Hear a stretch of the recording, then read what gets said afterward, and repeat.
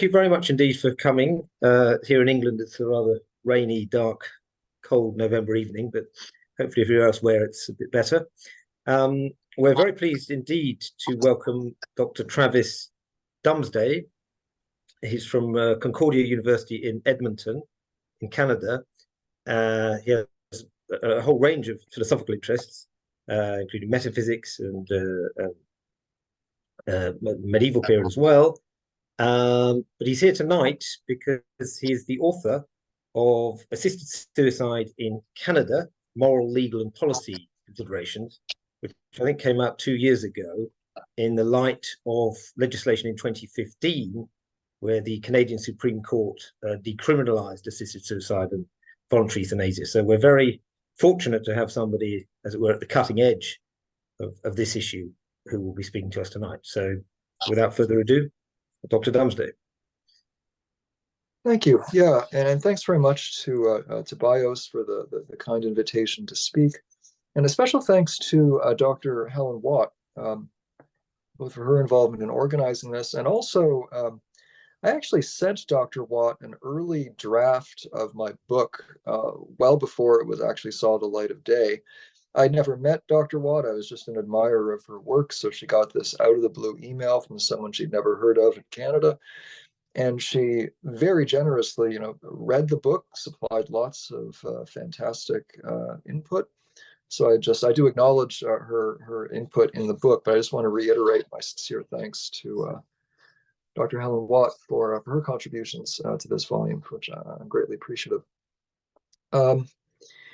Yeah, so what I'd like to do is just speak for a little bit, maybe 20, 25 minutes, just give an overview of what the situation currently is in Canada with respect to assisted suicide and euthanasia, what the law currently is, and maybe more importantly, where the law is going, because we're on the verge of another major legislative change on this issue. I mean, my book came out, as you said, Dr. McCarthy, in 2021. And it's already feeling out of date. I mean, some of the changes that are currently in process of taking place and some of the changes that are very likely to come down the pike within the next couple of years. So it's a fast-moving issue here in Canada. And I think understanding the Canadian situation is important, not just for Canadians, but I think this does have a bearing on the situation facing other countries. I think there are certain lessons to be learned from what's been happening in Canada that are potentially applicable to other jurisdictions. So I do think this is a worthwhile subject to dig into for non-Canadians. So as you said, in 2015, the Supreme Court of Canada, in its Carter v. Canada decision, decriminalized what they came to refer to as medical assistance in dying, which was in Canadian law, this is now a MAID, M-A-I-D, medical assistance in dying, is now an umbrella term that refers to assisted suicide and what in the ethics literature you'd normally call voluntary active euthanasia. So active euthanasia, which the person is consenting to be euthanized. Both of which practices had long been, prohibited under the Canadian Criminal Code. And in fact, in this 2015 Canadian Supreme Court ruling, the court was actually overturning one of its own prior rulings. So back in 1993, in the famous Rodriguez decision, the Supreme Court of Canada upheld its prohibitions on assisted suicide, voluntary active euthanasia, on the grounds of preserving the British common law tradition of not permitting the deliberate killing of innocent people. So the court very explicitly said it wanted to preserve that legal principle, which is so foundation to the British common law tradition, and also out of concerns for potential abuse, the worries that the disabled or other vulnerable populations might be pressured into consenting to these activities. So back in 1993, the court very deliberately kept those laws in place. And then just a little over 20 years later, the court completely reversed itself and decriminalized both acts and then demanded of Parliament that they put forward formal legalization measures to regulate these practices. And so when that court ruling came down in 2015, basically the court gave the government a year to come up with a legal framework to formally allow these practices, come up with a set of regulations that they could put in place to prevent abuse and to monitor these activities appropriately. So it was actually in 2016 that the Canadian Parliament, in a bill called Bill C-14, formally legalized medical assistance in dying. So again, voluntary active euthanasia and assisted suicide, but with a number of safeguards in place.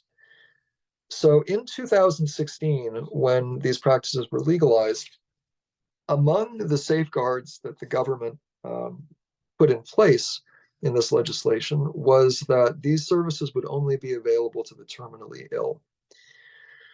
Or to be more precise, what the government said, to use the actual legal terminology they plugged in, that medical assistance in dying would only be made available to those for whom death was reasonably foreseeable.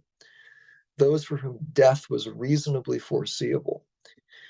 Now, that language is arguably kind of ambiguous, and debates quickly arose as to what precisely the scope of that language would include. But it was pretty widely interpreted as the effect of the legislation. This was widely interpreted as restricting access to the terminally ill. And doubtless there would be further legal battles. There would have been further legal battles about the precise scope of the meaning of reasonably foreseeable death, but at least when this legislation came down, that's how it was widely seen. These services would be restricted to the terminally ill. There were other restrictions, of course, put in place as well. So it was made available only to legally competent adults, so there would be no assisted death for minors. There were certain safeguards in place surrounding, a certain two doctors had to sign off on the individual's eligibility and legal competence. A witness had to be in place who was in no way stood to benefit financially from the person's death. There was a whole set of further safeguards that the government put in place in that initial legislation. I give a full listing of it in the book. So that was the situation in 2016. And predictably, the legislation quickly faced a number of additional court challenges, saying that these restrictions the government had put in place were overly restrictive to the point of violating people's constitutional rights. And so in 2019, there was a Quebec provincial court declared that the federal legislation was unconstitutional because of this restriction to the terminally ill. The Quebec provincial court ruled that this was a violation of people's constitutional rights, this restriction to the terminally ill. And so that the Canada then had an election in 2019 where this became a major election issue, where the ruling Liberal government of Canada, headed by then Prime Minister and still current Prime Minister Justin Trudeau, declared that if their government stayed in power, they would not contest, they would not appeal that Quebec court ruling, and instead they would amend the legislation to extend eligibility to the non-terminally ill, to those who were just suffering from physical ailments that met certain additional criteria, like causing severe suffering that could not be relieved through methods acceptable to the patient. There were some additional criteria that would be put in place. Whereas one of the major opposition parties declared that no, if they won, they would appeal the ruling and try to continue the restriction to the terminally ill. The Liberals won that election, and so in 2020, they began the process of amending the legislation to extend eligibility to those who were beyond the terminally ill. That legislation passed, became law in 2021 in a bill called Bill C-7. But in addition to passing, to removing the terminal illness requirement, the government also pledged to extend the legislation in new ways and to study possible further extensions. So here's where things get a little bit complicated. So in March 2021, when this new legislation passed through Parliament, again, it got rid of the restriction on terminal illness. So you no longer had to be terminally physically ill in order to receive assisted death. Some other restrictions were weakened. So one medical professional rather than two was needed to certify legal competence and the meeting of other eligibility criteria. There were some changes made to the law surrounding the regulations surrounding waiting times, things like this. So there were some additional changes made kind of around the edges of the legislation, but the larger, more significant change that was not formally put in place in 2021, but where the government committed to putting it in place, was the extension to the mentally ill. So what the government decided to do, not quite as the law here is a little bit complicated. They didn't exactly put this in Bill C7, but what they did was that the Justice Minister promised at the time this legislation passed that an additional extension would be made, such that those suffering solely from mental illnesses could also access government-funded assisted death. So initially, the government said that this additional extension, this extension to the mentally ill, would be brought in by March 2023. But the Canadian psychiatric community and Canadian disability rights associations and other concerned parties managed basically to raise enough of a stink that the government said that, okay, March 2023 is too soon. This is not enough time for the Canadian psychiatric community to bring in appropriate new rules from their members on how to manage this. And so they were going to give a 1-year further extension. And so now the new deadline for this is March 2024. So it's coming up pretty soon. So in March 2024, unless something dramatic happens, like a new government comes into power or something like this, in March 2024, eligibility for receiving assisted suicide and voluntary active euthanasia will be extended to Canadians suffering solely from mental illness. And so with that change, Canada's laws will be among the most permissive in the world. So will be paralleled really only by Belgium, the Netherlands, and Switzerland. It's very rare. Well, I mean, as you know, it's rare in general for nations to permit legalized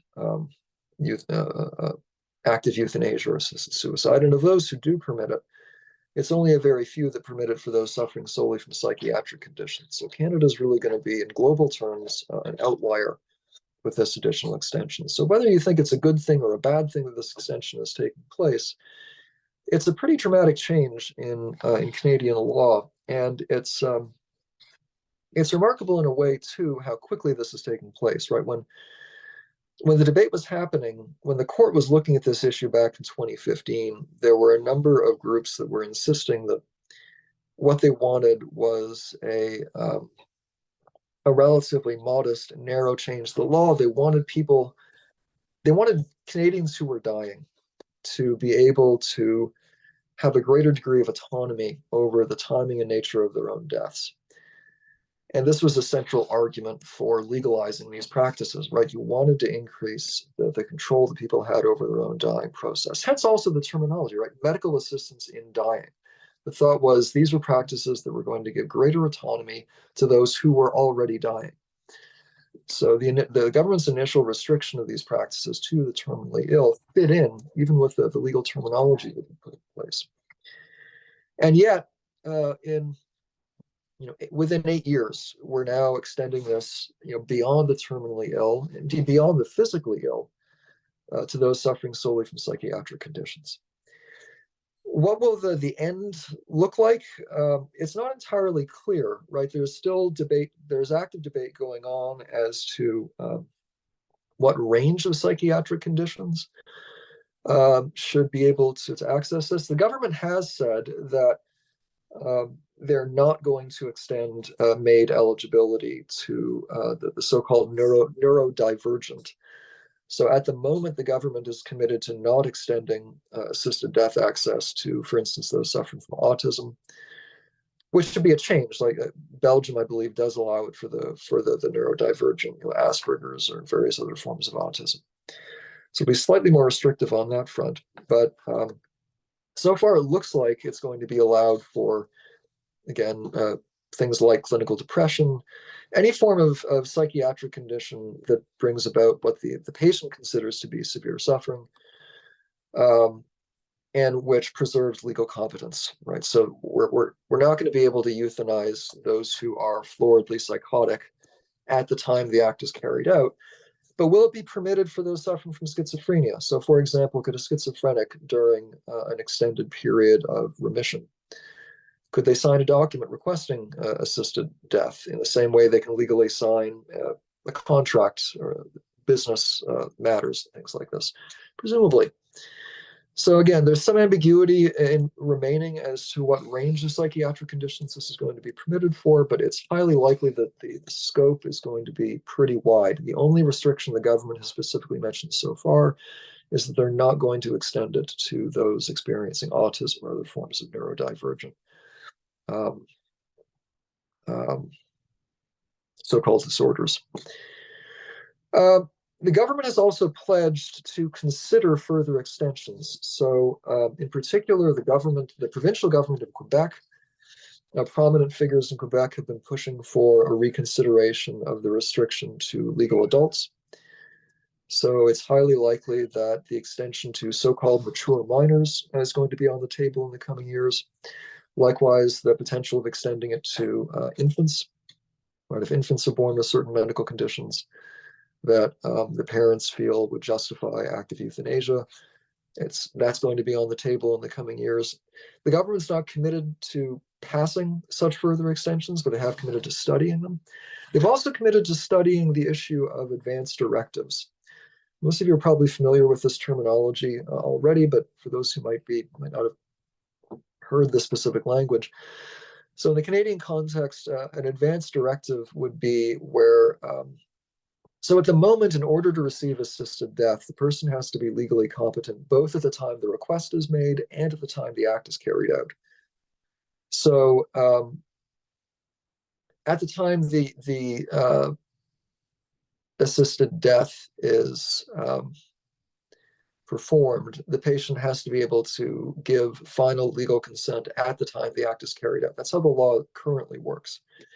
The suggestion is, again, this is too restrictive, and that for those, so for the main case they're thinking of here are people who are in the early stages of dementia, Alzheimer's, or related conditions where legal competence is gradually undermined. And so the thought would be that if someone in the early stages of one of these conditions wants to sign a document indicating that when they get to a certain point, they will in the future prefer to be euthanized. Permitting advance directives would allow that to happen, such that legal competence would be required at the time the request is signed, but not at the time the act is carried out. So that's something that's under active debate. The government's committed to studying that. I expect that too will go through in the coming years, like my prediction anyway. So that's the current legal situation in Canada, and that's sort of where we're headed right now. In terms of Canadian public opinion, so the public polls that have come out in the last several years have indicated pretty persistently that Canadians are nervous about this extension to psychiatric patients. Moreover, a substantial majority of practicing Canadian psychiatrists don't want this. But the government's committed to moving ahead with it on grounds that restricting access to those suffering solely from physical conditions would be a violation of the equality rights of those suffering from mental illness. So that is projected to go ahead despite considerable public opposition and opposition on the part of the Canadian psychiatric community. Yeah, that's where we're at right now.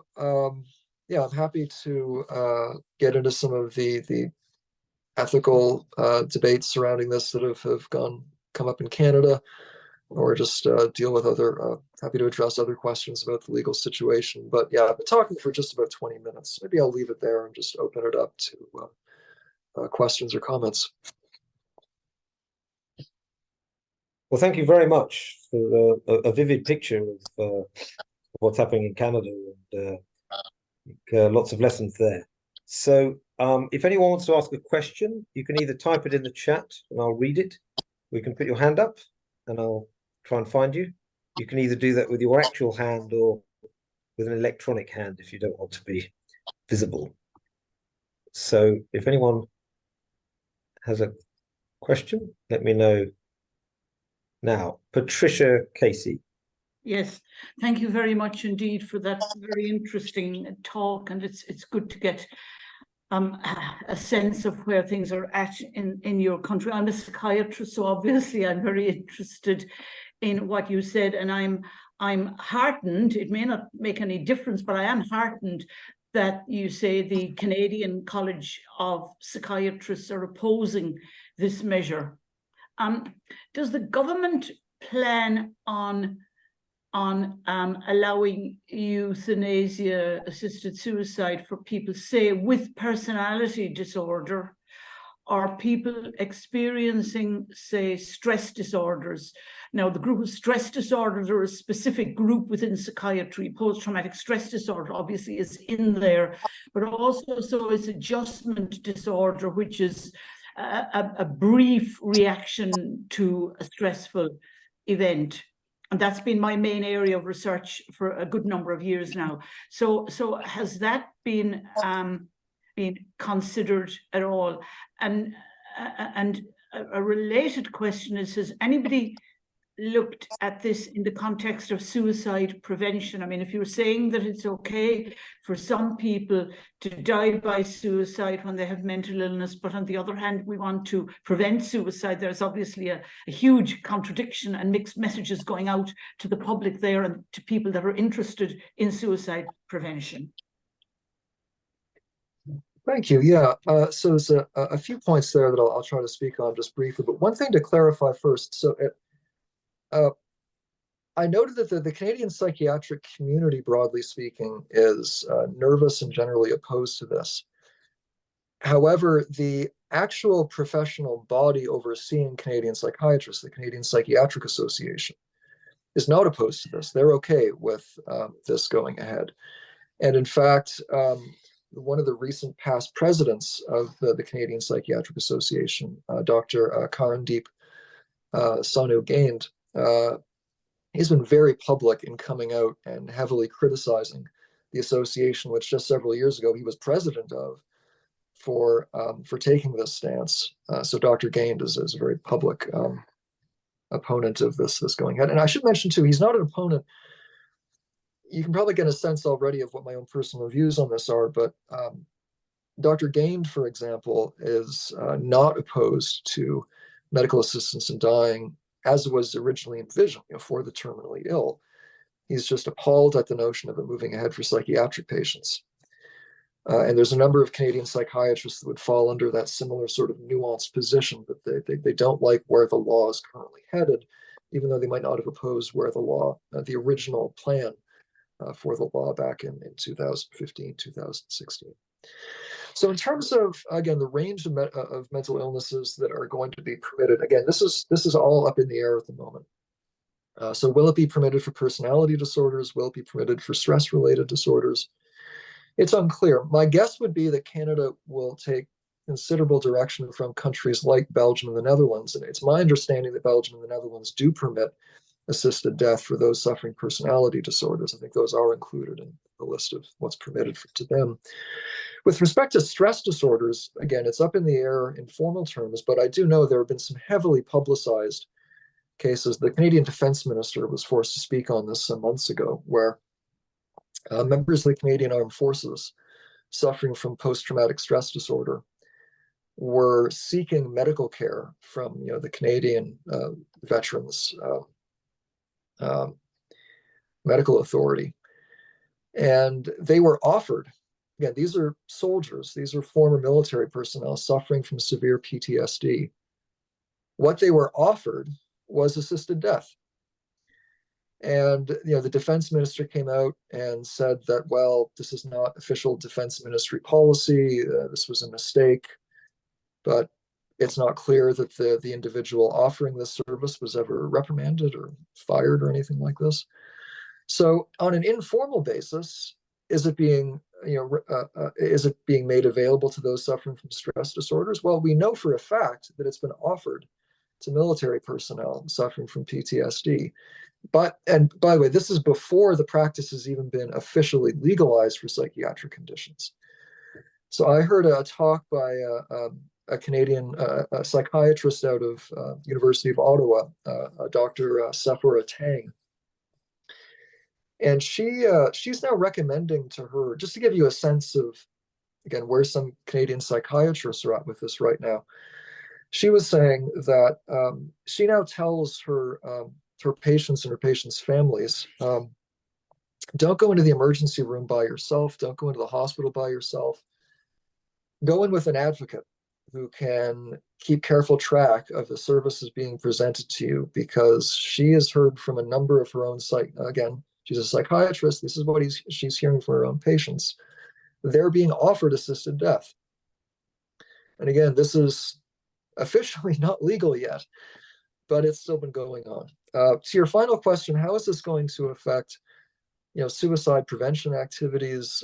How can the government, on the one hand, fund? Because again, in Canada, we have a public healthcare system. All of this stuff is being publicly funded. So on the one hand, how can we consistently fund assisted death for those suffering from clinical depression on the one hand, and on the other hand, put in massive quantities of funds for suicide prevention efforts?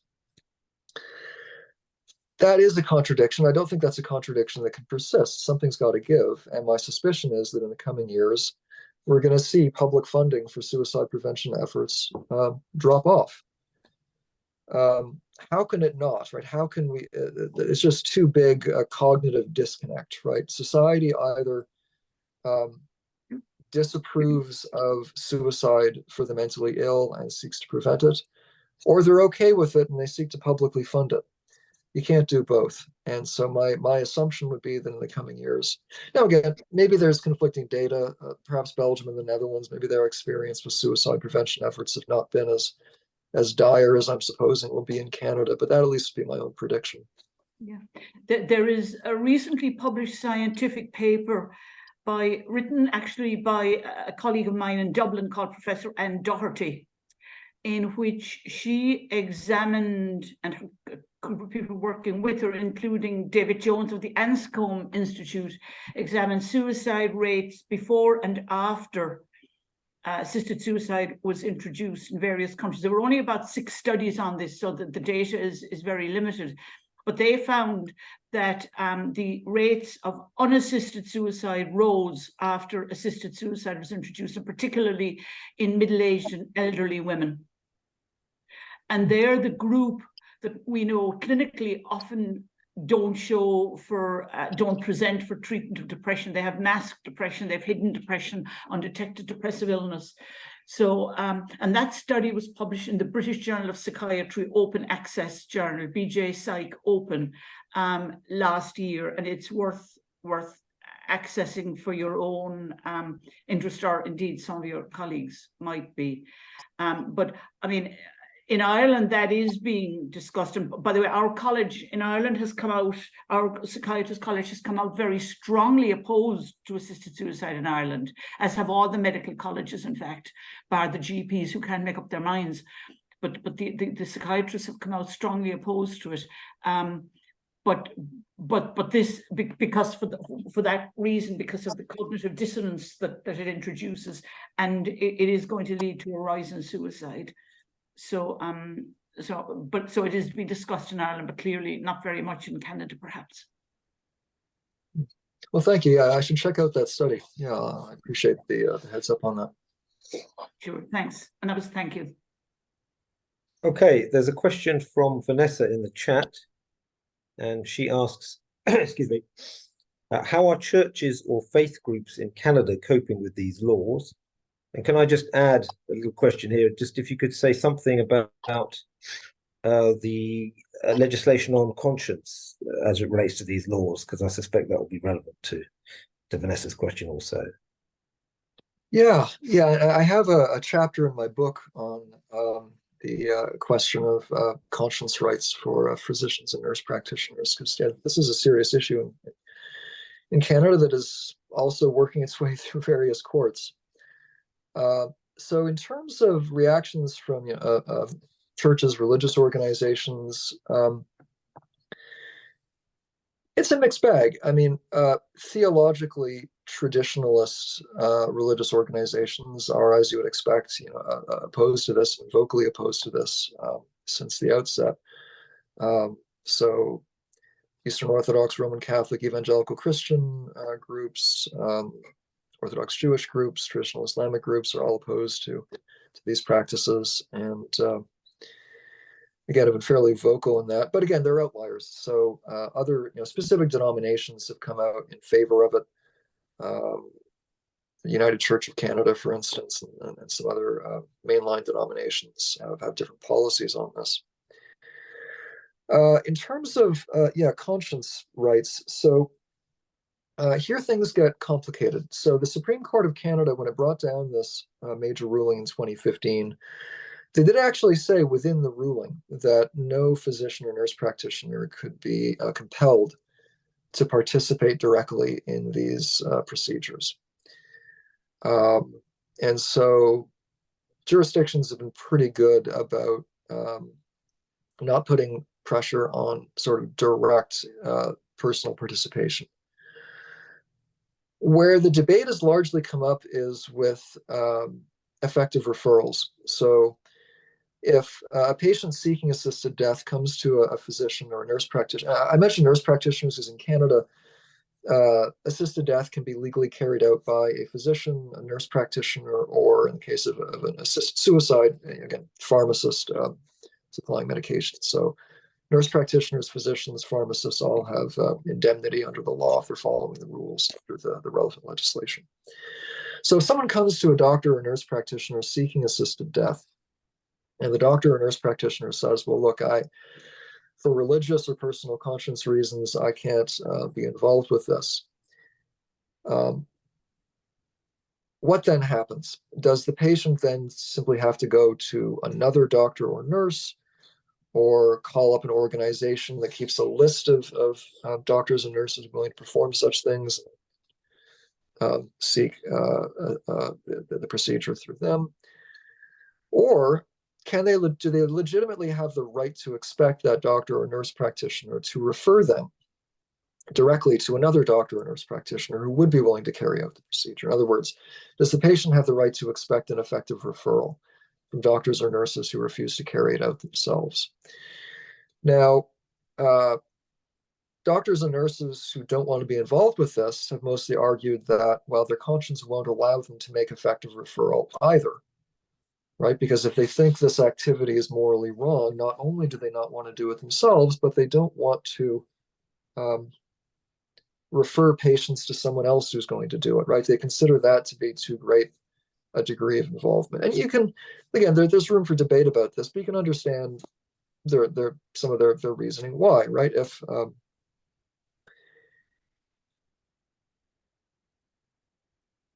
If you want help murdering your boss, and you come to me and say, Travis, would you help me murder my boss? And I'm appalled, and I say, well, of course not. I'm not going to help you kill your boss. That would be terribly wrong.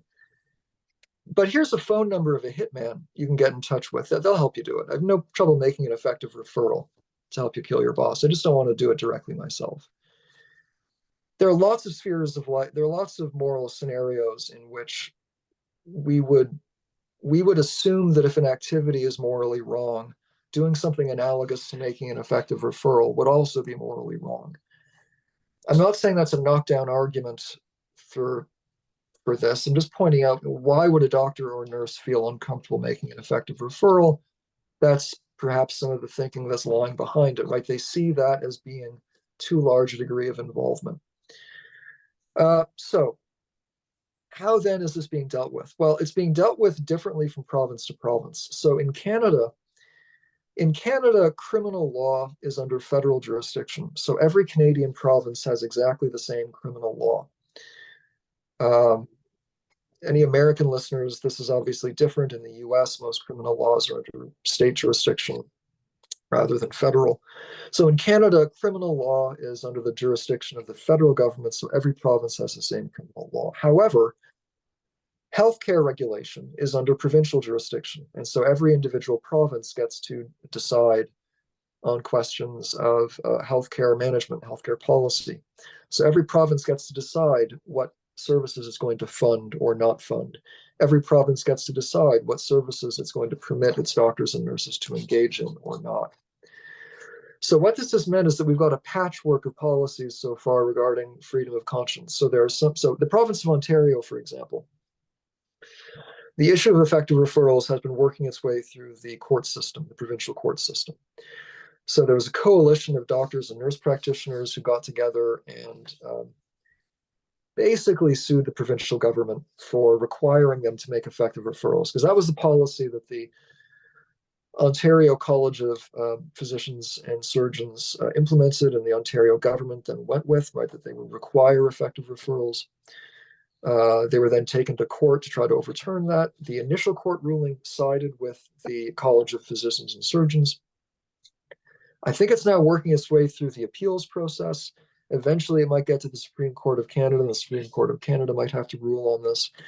In the interim, though, other provinces are dealing with this differently. So my own province, the province of Alberta, decided they were not going to require physicians and nurse practitioners to make effective referrals. Instead, what they would do is set up a hotline, a phone line that patients seeking assisted death could call, and then those running the phone line could direct them to a physician or nurse practitioner willing to engage in this activity. And so there's no serious barrier for patients seeking this service. They can just call the provincial hotline.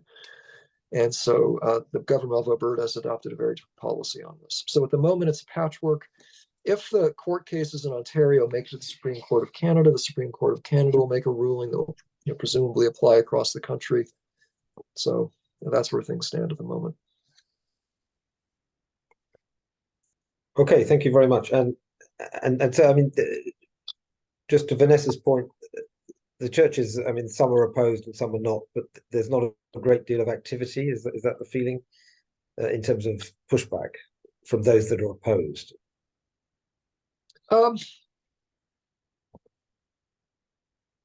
Canadians are very polite, and our religious groups are very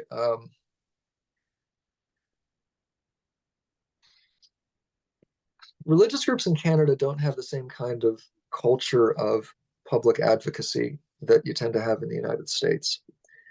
Okay. So yes, more traditionalist religious groups in Canada have had a degree of public opposition to these practices, but it's rare, for example, that you're going to see religious groups holding giant marches or trying to put individual politicians under a lot of pressure. In Canada, there tends to be more of a culture of sort of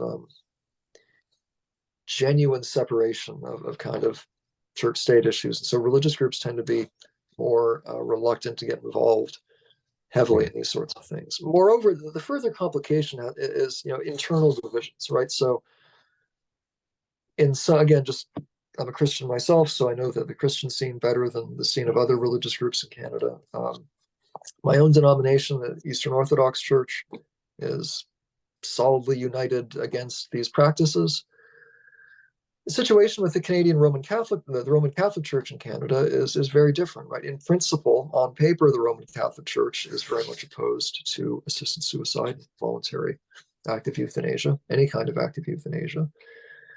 But if you look at individual bishops, if you look at individual leaders within the Canadian Church, there are degrees of how they think about this, right? There are some Canadian Catholic leaders who have advocated a policy of accompaniment, right? Whereby if a medical patient is seeking assisted death, maybe the church can, rather than oppose their decision, maybe they can accompany them through their journey towards assisted suicide. So an accompaniment policy rather than a pure oppositional policy. Now that's caused some serious internal debate within Canadian Roman Catholic circles. My point is just that there is such internal debate, even in denominations that on paper hold to a single position. So the situation is complicated in Canadian churches. Okay, well, thank you very much. Okay, are there any other questions in the chat, or raise your hand? Can see Ilaria. Thank you very much for your talk, very interesting. And I've just a quick question. I would like to know a bit more about the authorization process to obtain, I mean, in order to get the main procedure. And when you were talking about the possible further extension, you mentioned mature minors and eventually even infants. Do you think that, I mean, when in particular, when it comes to infants, it may be, it means that their legal guardian need to consent to this treatment, and so far, I mean, when it comes to dementia and Alzheimer patients, I mean,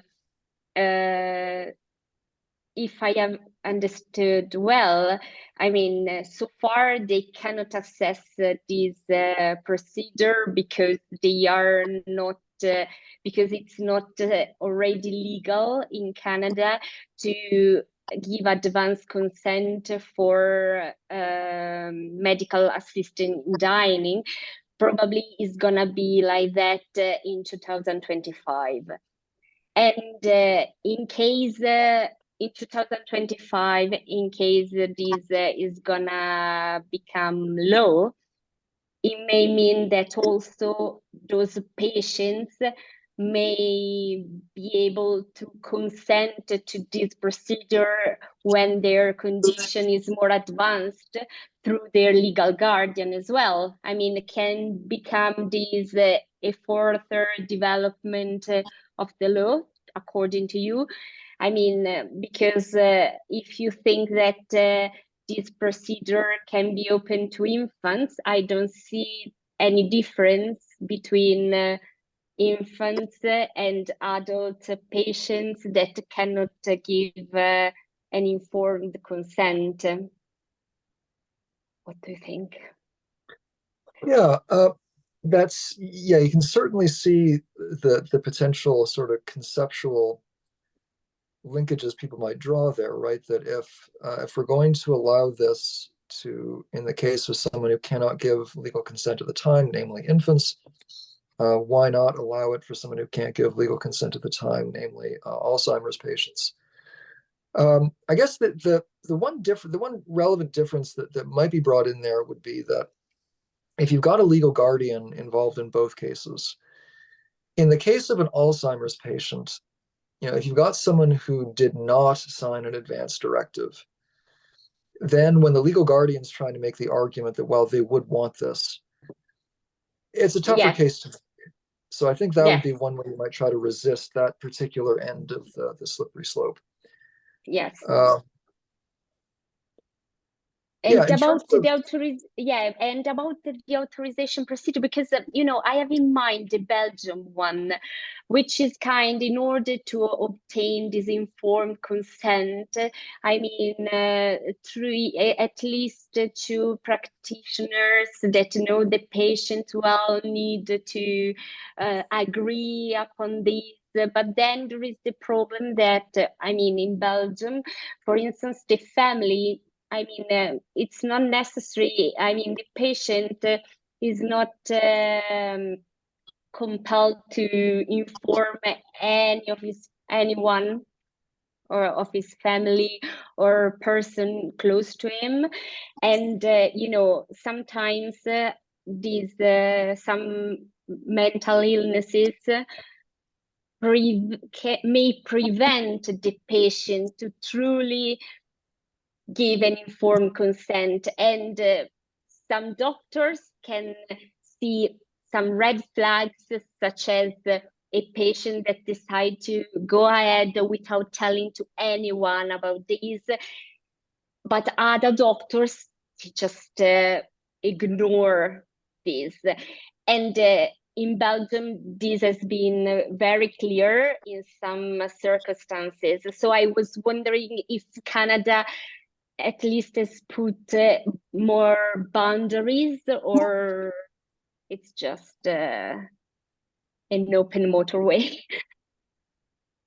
Yeah, well, certainly in terms of the requirements, in terms of the application process for assisted death and requirements involved there's no requirement that the patient inform family or friends or anything like this. So there have been some high-profile cases in Canada where a medical patient goes into hospital, 3-4 days later, a week later, they're dead from assisted death. Their family is shocked. They had no idea what was going on. Wow. In some cases, the family have after the fact tried to get the police involved, and the police say, well, look, this is not our jurisdiction, right? This isn't under criminal code anymore. So it's up to the hospitals to work these things out. So yeah, there is no obligation to inform friends or family. The other issue you bring up there is extremely important, which is how exactly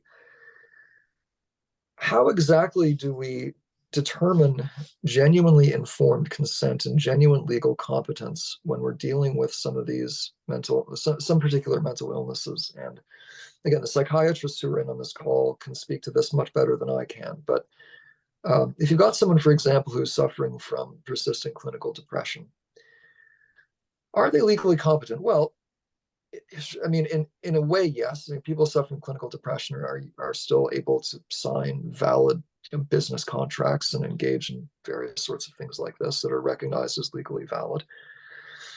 But for purposes of consenting to their own deliberate death, to what degree is their long-term depression clouding their thinking?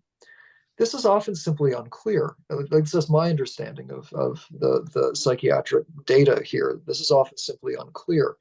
This is one thing that makes some psychiatrists so uncomfortable about this extension of eligibility, that trying to work out who is genuinely legally competent, who can genuinely provide informed consent, is going to be enormously difficult. And anyway, that's just it's a good point that you raised there. Okay, thanks.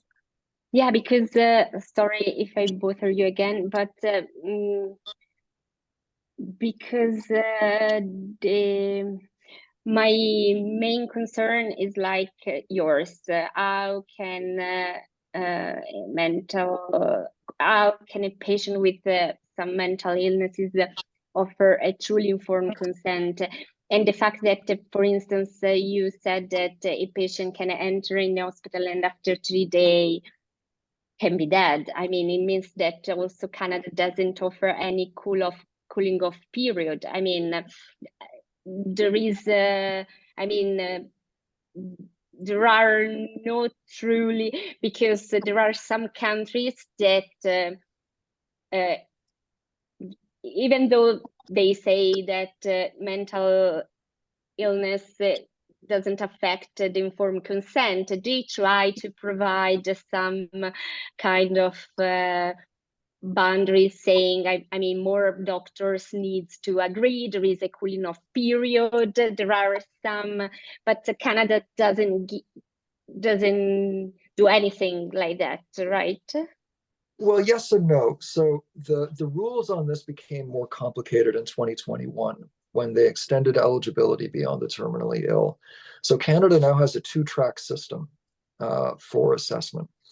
Okay. They have 1 track for those for whom death is reasonably foreseeable, and 1 track for those for whom it's not.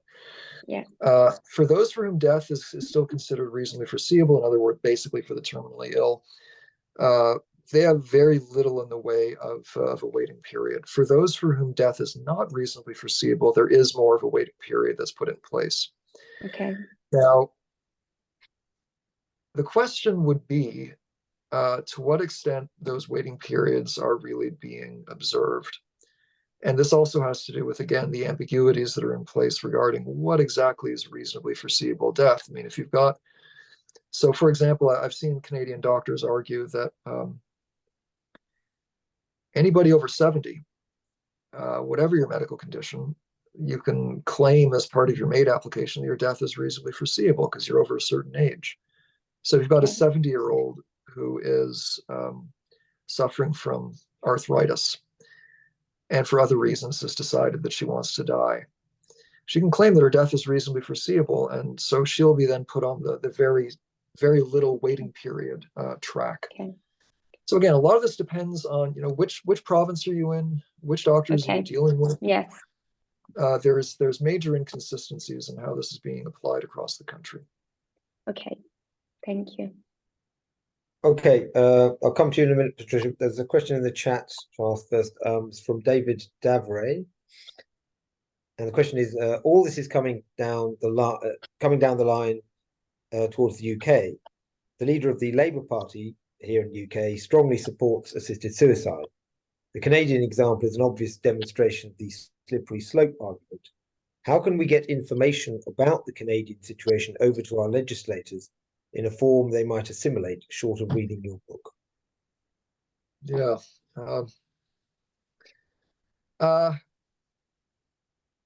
There are organizations that keep good track of the issue and have good data available on the issue. So if you look at some of our major sort of disability rights groups, they would provide sort of handy data points that might be useful for forwarding to British legislators.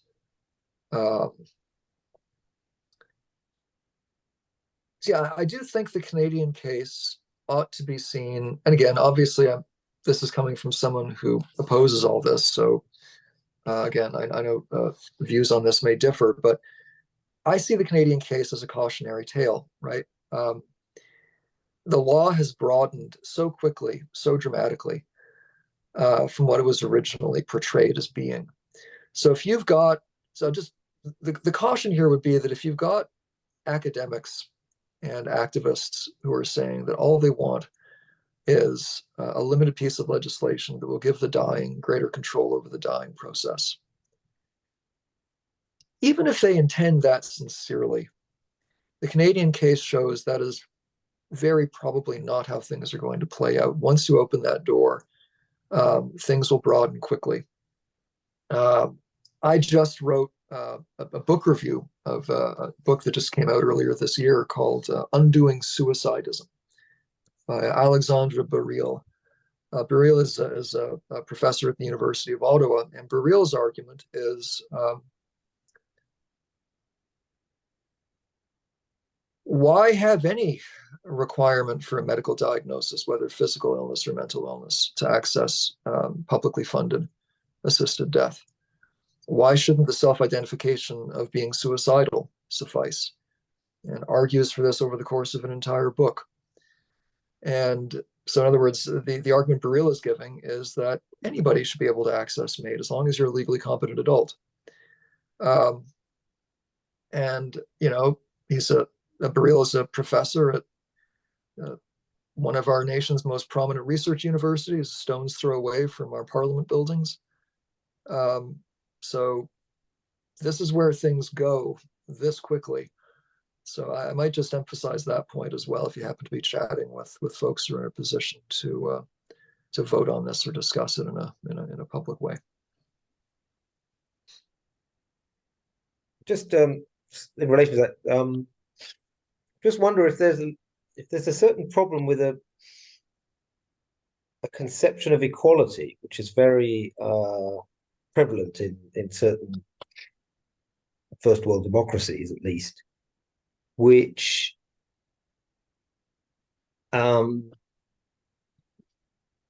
suggests that, you know, it's very, very important that there be this equality of rights, so that as soon as you have an allowance of something for one group, very, very quickly, the assumption is, well, you're depriving everybody else of that right, which you had qualified. The very idea of qualifying the right and restricting it to the terminally ill or something is somehow an injustice.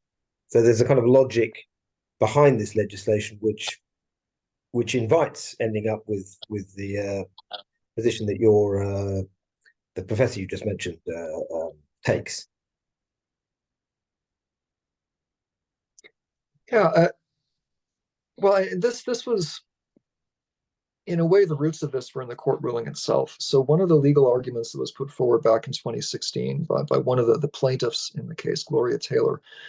So Ms. Taylor was dying from ALS, or Lou Gehrig's disease, which is this horrible central nervous system ailment that gradually robs a person of their motor functions. So Taylor's argument was that by not allowing her to receive assisted suicide or euthanasia, her right to life was being infringed upon because she was effectively being forced to kill herself earlier than she would otherwise wish to. In other words, her disease, the nature of her disease was such that eventually she would get to the point where she would not be able to carry out even the minimal physical motions required to end her own life. So she wouldn't be able to raise her hand to her mouth to take a deadly medication or something like this.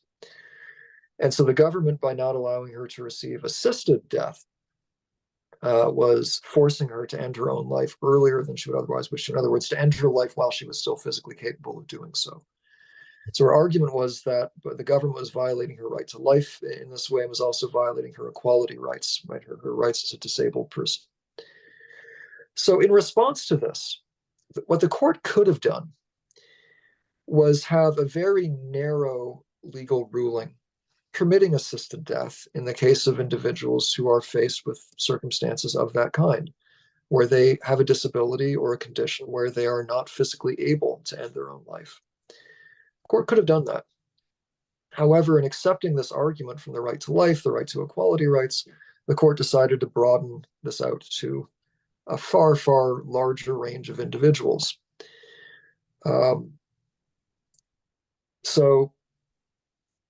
And I think that reflects a larger sort of ethos that one class of persons gets a right, everybody's got to get the right, or else there's some kind of constitutional violation involved, which seems like the doesn't seem like the right conclusion to draw from my perspective, but that is sort of the kind of thinking that's being employed there. Okay, there's Vanessa, another quick question is, would a palliative patient not classed as terminal in the UK or on an end-of-life pathway be offered euthanasia as an option in Canada? So would a palliative patient without these qualifications be offered? Yes. So one can be eligible to receive assisted death in Canada so long as you're suffering from a physical disease, illness, or disability that is causing persistent, serious suffering that cannot be remedied using a method acceptable to the patient. It doesn't have to be a terminal condition. And again, as of this March, it doesn't even have to be a physical condition. Mental illness will qualify as well. So anybody who's receiving any form of palliative care in the UK would certainly qualify for assisted death in Canada. Thank you.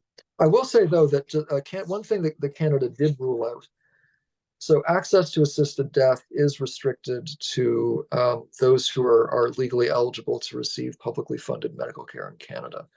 So Canada did make the deliberate decision to not go the route of Switzerland and permit so-called suicide tourism, right? A person does actually have to be a Canadian resident or eligible to receive Canadian healthcare services.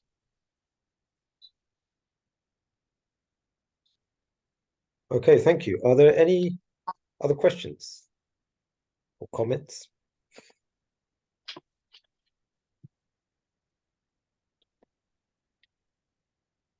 Okay, well, it just remains to say thank you very much indeed for an extremely clear and, well, as I say, vivid presentation of the situation in Canada.